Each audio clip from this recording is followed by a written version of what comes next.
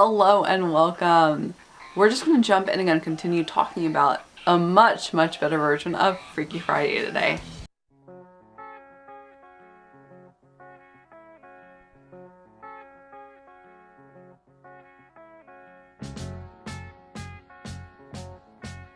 Imagine me and you, I do.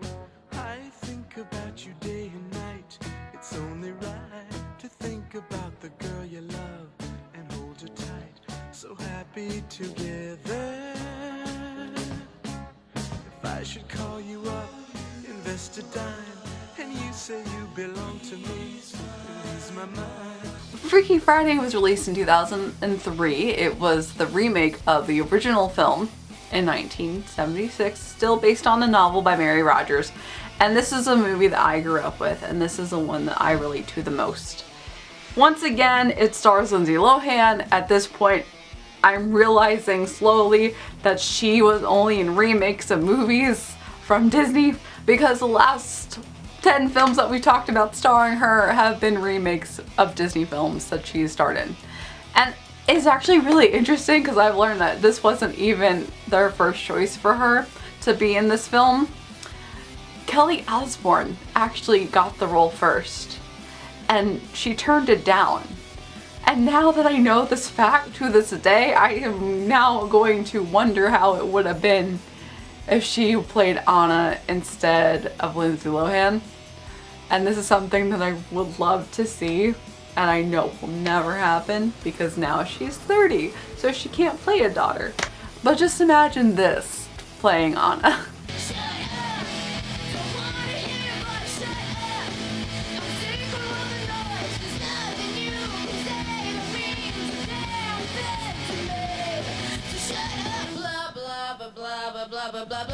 Michelle Trachtenberg was also cast as Anna originally, but she had to back out because of Buffy the Vampire Slayer.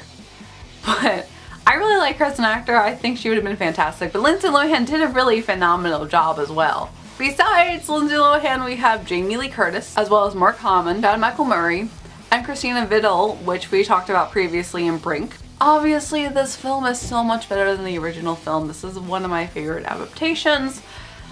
It is completely different from the original one, and it's nice to see because the last remake that we talked about with The Parent Trap was basically spot on.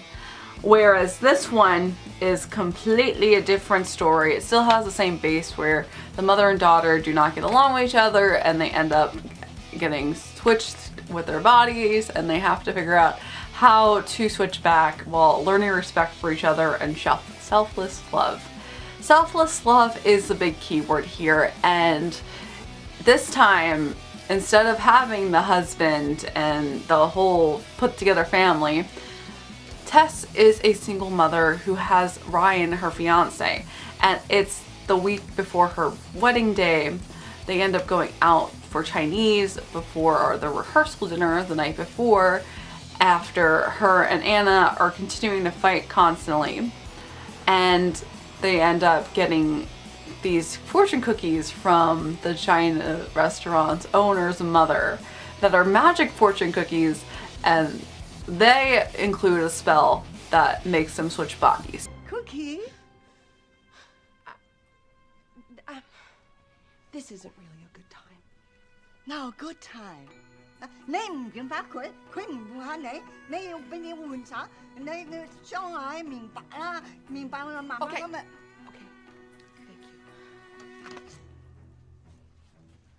So I really like the addition of it. I like the little magical fantasy comedic idea of it because it makes so much sense for this fantasy film, and they know what happened, that they switched because of these fortune cookies.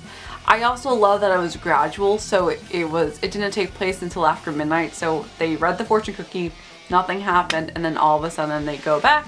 The next day they wake up as their other half, basically.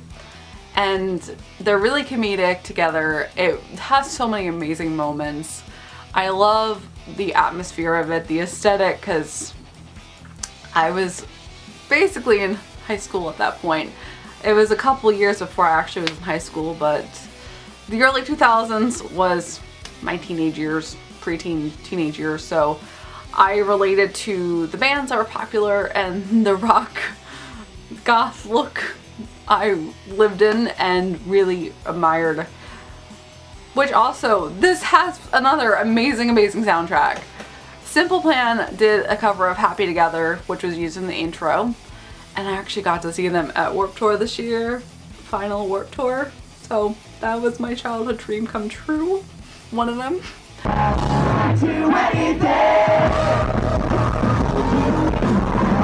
As well as Bowling for Soup did a cover of Baby One More Time. I never knew that until I looked it up right now.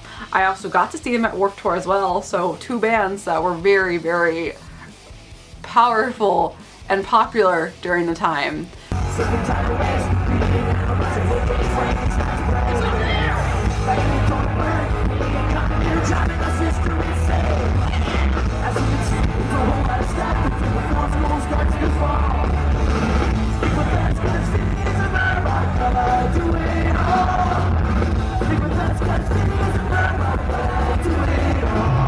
And it was really cool to see. They did a really good job with the soundtrack by itself, and they really did a great job with the bands they picked and the covers that they did of these older songs. Because not only did we have Simple Plan and Bowling for Soup, we had Lilacs, who aren't popular anymore, but they did a cover of What I Like About You. What I like about you, you keep me warm at night. Never wanna let you go, no, you make me feel alright. And then we have Anna's band, Pink Slip, who is phenomenal because she's in a band and she wants to be a rock star. And they're really fantastic. I love the song. I always have loved their song, Take Me Away.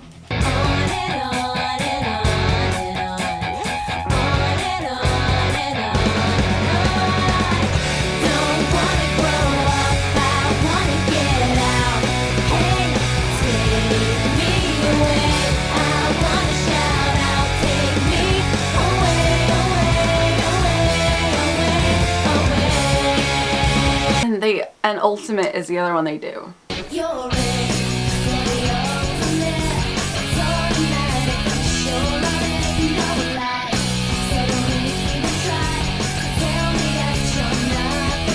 Another huge conflict that they have to deal with is that Pink Slip gets a chance to audition at the House of Blues to perform Rowango Tango.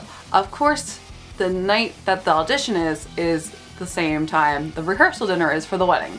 So they have to work together and basically realize how important these events are to each other, because the mother is so involved with her psychiatrist work that she doesn't pay attention to what's going on with the rest of the family and doesn't see how talented and how successful her daughter can be with this rock band. And it's moments like this where I just really appreciate the movie, that they end up working together and they realize how important everything is to each other. I also really do admire how much Ryan, the fiance, is a part of the family, and we do get to know about him, and we do get to know a little bit about his personality and how he works really well with Tess, and that they do fit each other really well. They added a lot more characters in this one compared to the first film. I really do love the fact that they're older, that Anna's 15, so she has a permit she can drive, and it just adds a lot more fun. It adds a lot more opportunity into it, and I feel like it does work better when she's a legit teenager compared to being 13 years old in the original one. Chad Michael Murray is fantastic as the love interest, and I don't have anything bad to say about this film. I just constantly want to praise this film. So this one's my favorite, obviously, of the three. We are going to talk about the newest one because there is another Freaky Friday that just came out on Disney Channel this summer. So we're going to talk about that tomorrow, so you can stay tuned. And as always, I hope you have a magical day, and I will see you real soon.